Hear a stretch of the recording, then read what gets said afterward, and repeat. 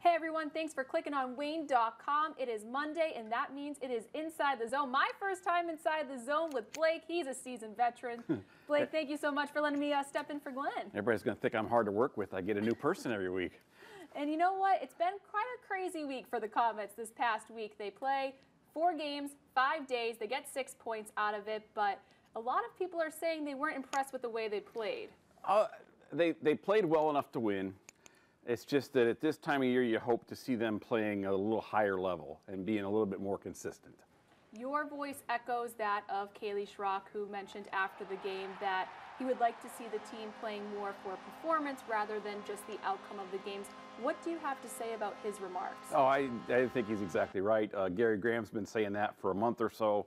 You know, I mean, I've pointed it out several times in columns that, you know, this is the time of year when you step it up, you don't let up. And so that seems to be the message that needs to get through. And now that everybody's back in the lineup, some guys are kind of letting up a little bit, and that's not the time. They need to really pick it up.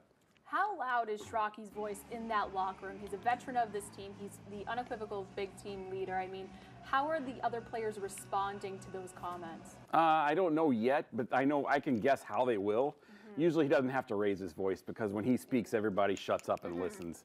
You know, and he's very much in the mold of former Comets captains like Colin Chalk or Colin Chin or Guy Dupuis. It's like when he starts speaking, everybody else just keeps down and pays attention.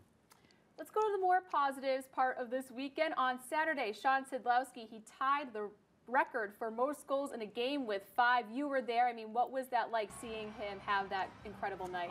Well, it was just amazing simply because it's only happened 4 other times in Comets history, and you know, and the 3 shorthanded goals is probably the only time in Comets history. You know, you think after 63 years there can't be that many things that are new that the Comets have never done, and you know, we've seen already this year. We saw the outdoor game last spring. We saw them be a number 8 seed and beat a number 1 seed, and now this. It's just amazing how you can constantly be surprised by what you see at a Comets game.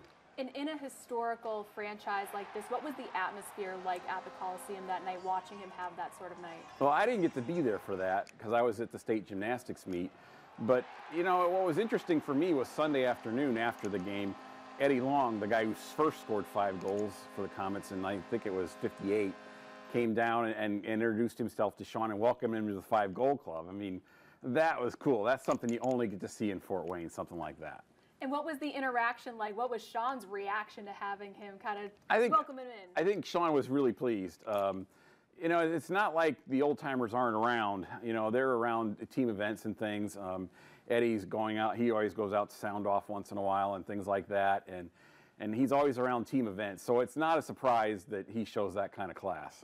And obviously, Phi, a big part of that. He had the 5 assists. I think he'll be taking him out to dinner, hopefully thanking him for all those goals. I mean, yeah, I mean, apple pie, because all those apples, you know, I mean, that was a special night with 5. And, you know, like he said, it was just their night. Everything was tape to tape, and it was right on. And it wasn't that Missouri played poorly. It's just that they were that good that night. And on Saturday, another big night because it was the return of Pat Nagel. It was his first game back since February 23rd. He comes out, gets the win, and has 31 saves. Repeats that on Sunday night. What does he add to this team? He's the veteran player in between the pipes. How important is it to get that player back at this time of the season? Well, when Pat's playing and when he's on, everybody else settles down. I mean, it's like the defensemen they're not afraid to take any extra chances maybe to make a play because they know Pat's got their back kind of thing. He's just a calming presence back there that they know if by some chance they make the mistake, he's going to cover it up for them. And he needed to get those games in because he hadn't played in a while, like you said. So he really needed to get a lot of shots and get into the feel for the game. And I felt like by the end of the game Sunday, he was much sharper than he was at the start of the game Saturday.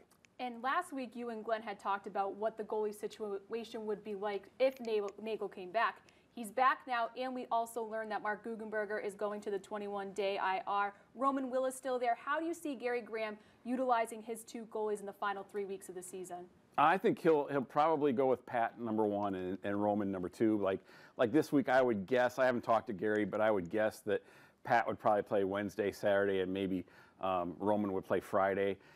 You want to get Pat back into the rhythm more get him back in peak sharp condition right before the playoffs too.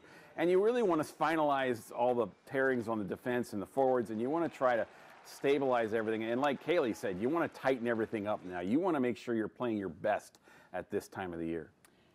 The Comets, they clinch home ice for the first round of the playoffs, but they're still 2 points behind Toledo in the North, 92 with Toledo, 90 for the Comets. Do you see the K's really matching that for the rest of the season, or do you think that we're going to go in as Toledo as the 1 seed, Comets as the 2 seed? I think it'll probably be Toledo number 1, Comets 2. Toledo also has a game in hand.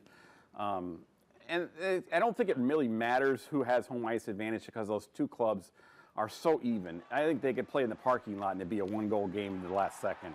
But I think what's more important is how each team is playing going into the playoffs. What kind of confidence level have they got built up?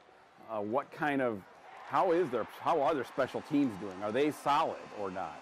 And that's more important right now, I think, than really catching Toledo is like Kaylee said, you have to tighten up. You have to make sure everything is as good as it can possibly be right now so that when you do play Kalamazoo in the first round or maybe Toledo in the second round, that you're doing your absolute best and you're sharp. You're really sharp, so there are no holes in your game that the other team can exploit.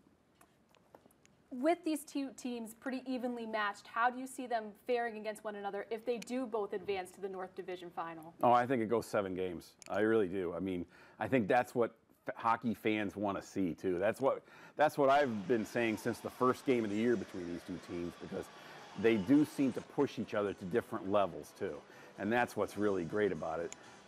I hope both teams, for their sakes, are fully stocked. I hope the Comets get their guys back from Lake Erie. I hope Toledo gets their guys back from Grand Rapids, because then we're going to win. All the people getting to watch are going to be blessed to see that, and I think that's going to be a classic series. Definitely the hottest ticket in town, but first you still need to get there. Amen. What would you like to see the Comets show this week with that 3-game road trip on the ice to help them prepare just to get ready for the first round of the playoffs? I want to see more discipline. I really want to see the forwards quit taking so many penalties in the offensive zone. It's the same thing we said last week. It's just getting ridiculous. It's too much. It's really hurting the team, and it's selfish. And they need to stop it, and they need to grow up about it and just knock it off. And they know it. They talk about it, but then they still go out and do it. I want to see them back it up this week. Well, as the old adage goes, take it 1 game at a time, not to sound like a coach here, but that first game will be on Wednesday against Elmira. Blake, thank you so much for joining us inside the zone, and keep it right here on Wayne.com for your latest news in all things Comets. See you next week.